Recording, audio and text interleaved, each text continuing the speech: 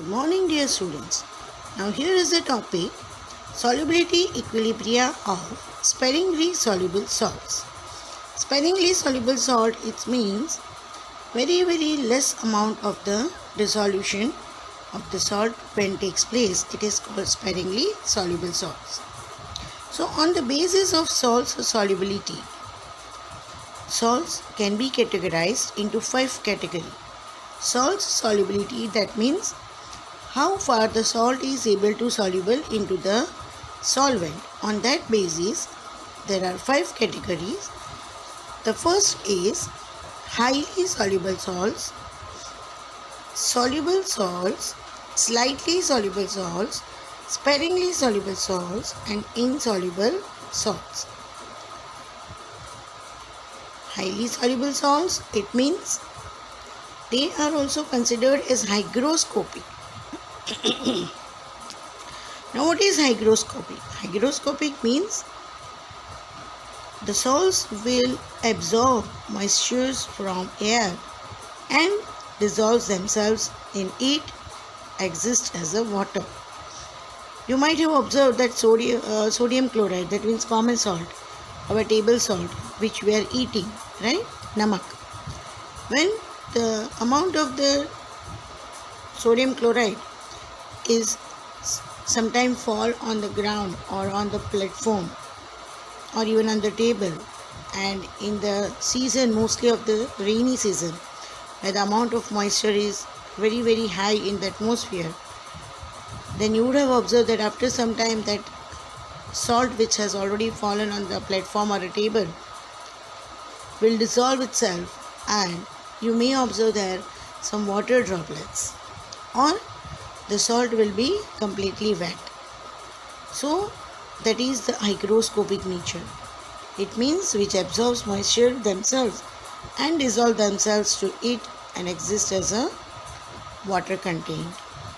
Sodium chloride, calcium chloride is also like that, magnesium chloride is also like that.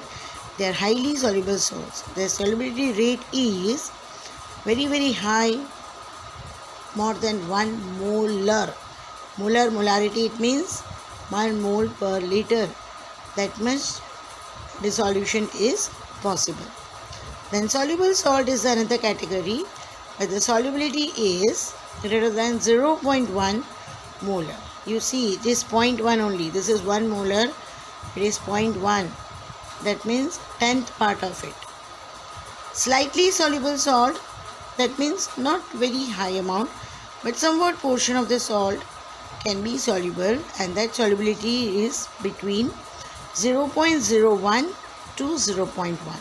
That's still less than this. And here it is sparingly soluble. Sparingly soluble, it is less than 0.01 molar. And insoluble salt, or we can say negligibility in the soluble, it is very less than 0.01 molar. Like lithium fluoride. Lithium fluoride is the compound. Lithium and fluorine. Fluorine, the highest negative element when reacts with the lithium. Right? When the lithium fluoride takes place, it is not at all soluble. Very less in solubility is over here. I could say it is very negligible, or you can say it is completely insoluble. So these are the 5 categories on the basis of the solubility of the salts. It means how far the solution is possible of the salt in the respective solvent. That is called the solubility. Solubility of salts depends on many factors. Now this solubility of the salts, why it differs? Because it depends on the many factors, and here it will be categorized the main 2 factors, that is lattice enthalpy and the solvation enthalpy. Lattice enthalpy is the enthalpy which is required to separate the ions of 1 mole of a salt in its lattice structure. We know one of the lattice structure which is very common, that is sodium chloride. Right? You have learned even since 9th standard the cubic structure of NaCl, where each Na is surrounded by the chloride ion And we also say that each chloride is surrounded by the sodium ion, positive and negative. And now when this positive and negative ion is to be separated, they are bounded because of the electrostatic force between them. That means force of attraction is very high among them, being opposite charge. So energy is required to separate them. That energy which is required to separate the ions of 1 mole of salt from the lattice structure is called lattice enthalpy. So the forces of attraction between ions are strong in the salts, and to make salt soluble, ions are to be separated. Now if this salt is added in solvent, then how they are soluble? First of all, the separation of the ion is taking place, then only the solubility will take place. So it is said that to make them dissolve, the salt has to be separated, and for which the enthalpy is to be provided. That means energy is to be given. If the energy is given to the salt, then and only then the ion will be separated. So this energy, when it is given to the salt, it is called provided energy, and that will be resulting into the positive enthalpy, right? So it is universally termed that when any chemical process takes place, it is because to attain the stability. Whatever the chemical reaction, chemical process is taking place, it is because to attain the stability. So here how the stability is attained, that if the energy is given to the process, one of the processes of giving, then at the same time another process must take place, otherwise stability won't attain. Because if positive charge is positive enthalpy increases, then how the balance of the positive and negative will take place? So as the energy is provided, then there must be something to be released, and this released energy, here it is termed as solvation enthalpy. Solvation enthalpy, if any other solution other than water is taken, and if the solution, or we can say solvent, is water, then it will be the hydration enthalpy. So here is the solvation enthalpy. It is the energy which is given out when 1 mole salt is dissociated into ions, or we can say when the 1 mole salt dissociated ion gets solvated, and if, as I told, if the solvent is water, we can say that ions get hydrated. So in lattice enthalpy, energy is given, provided, and here the energy is released, given out, that means released. It is always negative as it is energy released, and so the amount of solvation enthalpy depends on the nature of the solvent. Here the releasing of the energy is not only the factor to be considered, but it also depends on the nature of the solvent, whether the solvent is water or solvent is some other solution like organic compound or the inorganic compound. As for example, in covalent, that is non-polar solvent, that is oil. If I say oil, then oil is a covalent solvent or it is a non-polar solvent.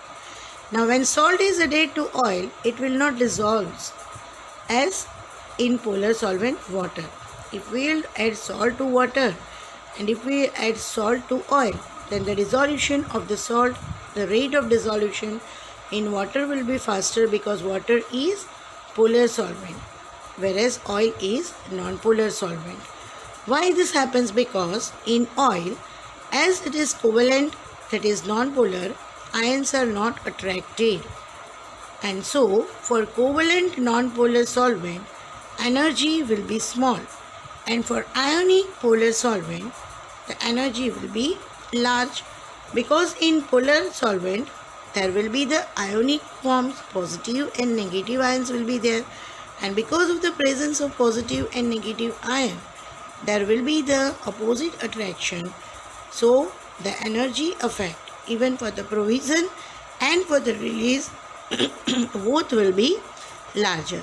And that is why here in covalent non-polar solvent energy will be small, and here in water, the substance like water or solvent like water which are polar and ionic in nature, the energy will be large. Water is also ionic, right? Because when electrolysis decomposition takes place, water separates into H plus and OH minus. Thus, non-polar solvent can dissolve salts as its solvation enthalpy cannot match for the lattice enthalpy. Non-polar solvent cannot dissolve salts. Those who are non-polar, that means covalent, they are not able to dissolve salts. Why they are not able to dissolve salts? Because their solvation enthalpy, the enthalpy by the solvent which is released, they are not matching for the energy which is given to the lattice enthalpy. And as I told, for the stability of the chemical process, the giving and the taking should be the same.